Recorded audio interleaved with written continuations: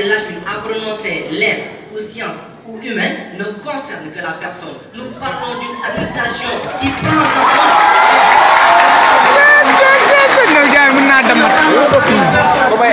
d'une actrice organisationnelle. Madame du jury, très cher débatteur, il ne s'agit pas pour nous de redorer le blason d'une administration agonisante, voire languissante, alors qu'elle baigne dans la main de ses imperfections. Encore non.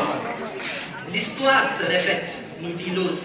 Mais la répétition de l'histoire ne doit aucunement entraîner la répétition de nos mêmes erreurs. Répéter nos mêmes erreurs, c'est les vouloir voir en cette administration publique sénégalaise une structure dont toutes les sous-structures sont à genoux, alors que la réalité parle d'elle-même.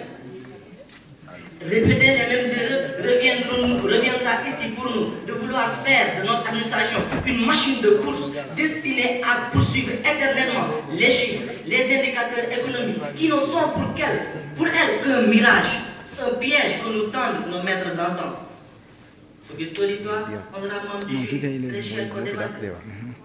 Ce soir, une question de reconnaissance nous interpelle. Celle de reconnaître que songer à une administration sans problème, c'est le vouloir aspirer à un idéal impossible devant une réalité plausible. Celle de reconnaître que c'est parce qu'il y a problème qu'on peut parler de performance, car le chemin n'est pas difficile, nous dit le président Abdou Diouf, mais c'est le difficile même qui est le chemin. L'administration publique sénégalaise n'est pas cette partisane de la débauche qui convoque clandestinement avec la médiocrité et l'imperfection. Auguste Olitoa, honorable membre du jury, très chers co-débatteurs, avant de quitter ce parloir ce soir, permettez-moi de rendre un vibrant hommage à l'administration publique sénégalaise qui a guidé nos pas de collégiens, nos pas d'universitaires et certainement guidera nos pas de fonctionnaires convaincus. Permettez-moi de saluer, de rendre un vibrant hommage à cette performance de l'administration publique sénégalaise qui a eu l'idée de créer pour nous ce soir l'UFR-CRAP pour nous permettre d'avoir des contradicteurs de taille. Respect à l'administration publique sénégalaise. Respect aux administrateurs du secteur public ici présent. Je vous remercie.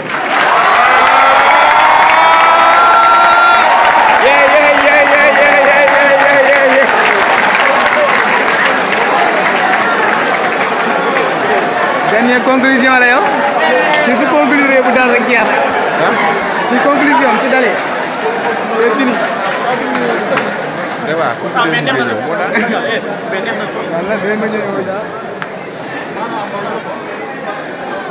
su fi defee conclusion bu neex non booy jeex na di gaan liggéey yëpp lay yàq. Messieurs, dames, nous devons remercier l'administration publique sénégalaise parce qu'elle nous a accompagnés au collège, au lycée, à l'université et nous accompagnera certainement dans le milieu professionnel.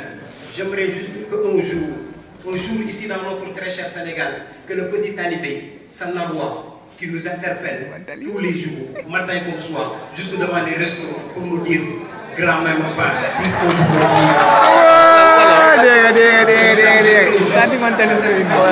c'est pas cohérent.